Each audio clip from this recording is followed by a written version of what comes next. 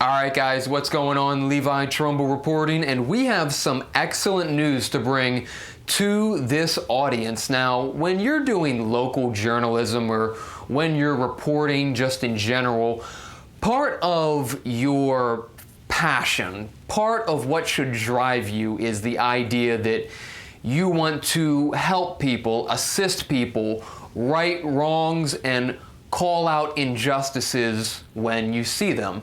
At least that's how I think of journalism and local journalism. You help people who are struggling, who are going through something that is not okay, that is improper. Well, as you might recall, we broke a story exclusively about a week ago about a gentleman, a farmer, I should say, from Thurmont, Maryland, who operates a horse rescue, a nonprofit horse rescue by the name of Top Notch Draft Horse Rescue. Again, they are out of Thurmont, and what their aim and object is to do is to nurse horses back to health.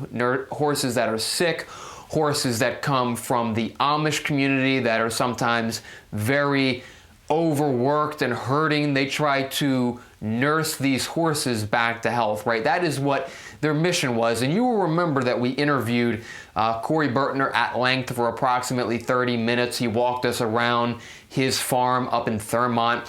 And you will remember that he had an issue with Frederick County, the stormwater division, specifically a county employee by the name of Eric Dodson, who had fined him $2,000 for violating a stop work order. Now, what had happened was, if you recall from the video that we brought you, that they stated that he couldn't grade on a plot of land as big as he had it. He had a grading issue, and they told him, you can't grade. What you need to do is get a permit for the grading.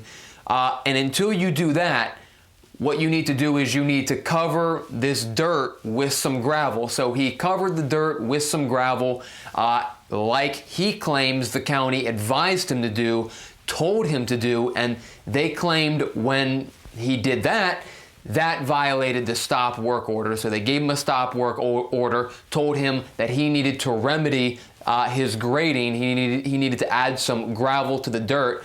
And when he did that, he claims that he was hit with a $2,000 fine for violating this stop work order. We did a long segment on this situation. You can go watch it. But that is the crux of the situation right there. Well, the county hadn't actually put that fine, I guess, in writing, and we reached out to them. We put, pen to paper, and we tried to get information about this topic to see what was going on here, and we were trying to get the defense of Frederick County Government to see what they had to say about this matter, because when we had talked to Corey Burtner about the situation, it was his understanding at that time that he was going to be receiving this massive sanction from Frederick County Government. Or you will remember in that interview, he said that they were trying to hit him with a fee of in excess of $5,000, but they claimed because he was,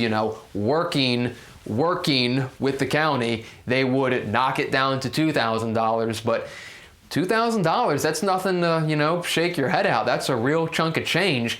And when people on the inside, like I said, tried to get information about this subject, what we learned was, and I'll read it directly because I think it's important to take you directly to the quote, but Frederick County's position on this issue now, Frederick County Government, as they say, quote, Frederick County Government has not issued any fines against Corey Burtner. The issues related to the activities on this property have been resolved through education and compliance by the property owner, which is always the county's goal. Sincerely, Jen Spett of the Division of Planning and Permitting. So we were trying to learn information about this fine, about this situation, Eric Dodson and the rest of them, and the response is that, well, we can't really give you a substantive reply because we haven't fined Corey Burtner. So if they haven't found him, well, I guess that means they have no plans of taking action against him. And we think that in this case, based on the evidence that we see, everything that we've compiled in our research of what's going on here, is that's the right thing to do. You had a cooperative individual, and I won't rant and rave about the issue, but I do want to talk about it for a minute. We did spend a fairly significant amount of time on this subject, so I think it's important that we do follow up and we keep things similar to what we have done on this case. And I just want to say that Corey Burtner, he cooperated, right? He tried to do the right thing. He tried to work with Frederick County Government and tried to play by the rules, a by the books type of guy. And it seems like what he's doing is a very nice thing. You know, it's a benefit. It's a net gain to the community to have a horse rescue in Thurmont, in the country. That's a nice thing, right? And he tried to play by the rules, do things by the books, and it seemed originally that the county was trying to exploit that, perhaps. I think that's a good theory to come to. I think any reasonable person could come to that conclusion. I certainly have. And they tried to exploit kindness, and I don't think that's a good thing. We stepped in, we got involved, we did a video, and I can't say whether, with 100% certainty that it was our video or anybody else who's made public outcry about the situation. I can't say that had anything to do with it, but I can tell you here and now that the response from the county is that they are not fining, and they have not fined Corey Burtner any amount of money, $2,000 or even $2. So we think that's good. It seems like Corey tried to work with Frederick, and it seems that they're trying to show that respect back, right? So that's good, and we wish Corey the best. We hope everything is smooth and that he doesn't have any more problems with Frederick County Government in the future. I'm glad that we were able to step in and be a little bit of a problem solver on that issue. It's not the first time we've done that. You know, we like to think that even when it came to situations like Boise Neal, when he's now an indicted man sitting in jail in PG County, we hit that issue very hardly when Sean Hall was missing, and we got resolution. So it's important, and sorry, I'm checking my phone here. Sorry about that. But it's important, like I said in the beginning, that when you conduct journalism, you try to be a problem solver, and I'm glad that in this case, we are able to deliver substantially good news, a substantially good outcome for everyone in this matter. I understand that there were going to be some people who considered protesting over this matter.